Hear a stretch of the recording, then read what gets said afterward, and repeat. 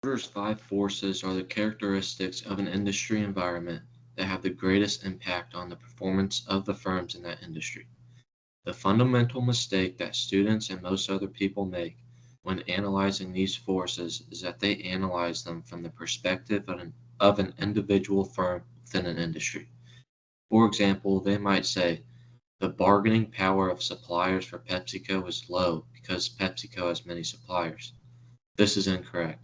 A correct version of this statement would start, the bargaining power of suppliers in the non-alcoholic beverage industry is low because Porter's five forces are like the weather. The weather on campus is the same for every person on campus.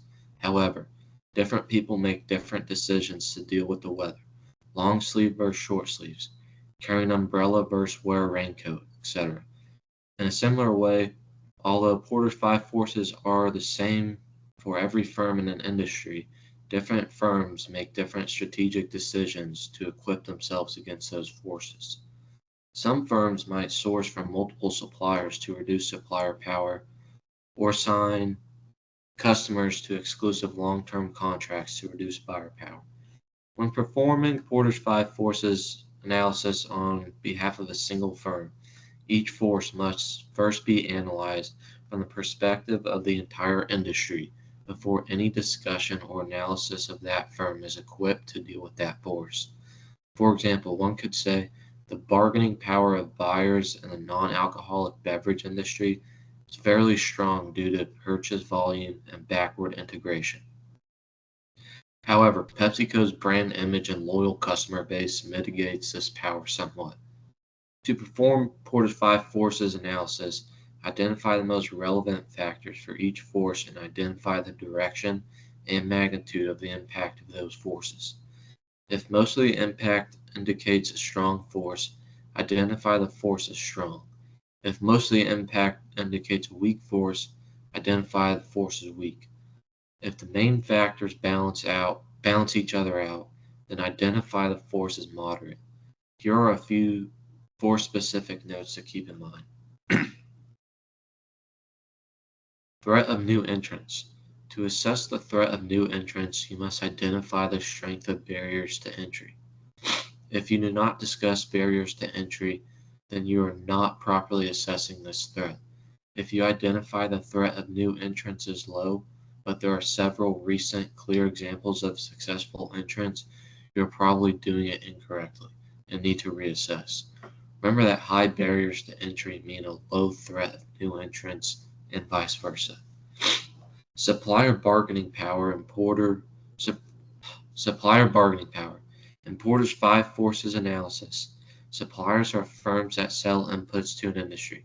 Suppliers do not sell directly to buyers, unless suppliers are forward integrated or buyers are backward integrated. To assess supplier bargaining power, you need to identify the most important suppliers first. Then you can assess questions of the relative number of suppliers versus number of firms in the industry. Differentiation among suppliers, forward integration by suppliers, or backward integration by industry firms, etc. Buyer bargaining power. In Porter's five forces analysis, buyers are direct customers that buy products or services from an industry. Suppliers do not sell to buyers unless suppliers are forward integrated or buyers are backward integrated. To assess buyer bargaining power, you need to identify the most important buyers first. The first mistake that most would-be analysts make is only looking at consumers.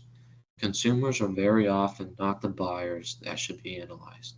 For example, with PepsiCo above, consumers do not buy directly from PepsiCo or any other non-alcoholic beverage manufacturer. So an analysis would look so an analysis that looked at buyer bargaining power of consumers in this industry would be extremely flawed. The biggest mistake made in analyzing this force is overemphasis of switching costs. The relative number of buyers compared to the number of firms in the industry and the volume of purchase by the average buyer are by far the most important factors in determining buyer bargaining power. For example, in retail industries, There are millions of buyers, each making a relatively small number of purchases each year. Retail consumers rarely have any power. The threat of substitutes. In Porter's Five Forces analysis, the substitutes referred to products or services sold by firms outside of the industry that customers could choose instead of products or services sold by the industry.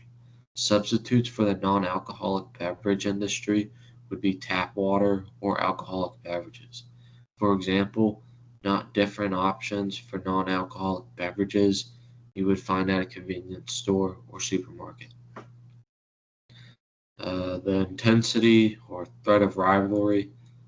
In Porter's Five Forces analysis, rivalry refers to intensity with which firms have to compete with each other for customers. Most students make the mistake of claiming that every industry has strong rivalry. This is obviously not the case, or it would be pointless to discuss this force at all. The number of competitors and how easy or difficult it is for them to differentiate themselves are the main factors in this force. More differentiation and brand loyalty, which follows it, means lower rivalry. The other most important factor is industry growth. If the industry is growing rapidly, this this lowers rivalry because the firms in the industry can grow profits without taking market share from competitors.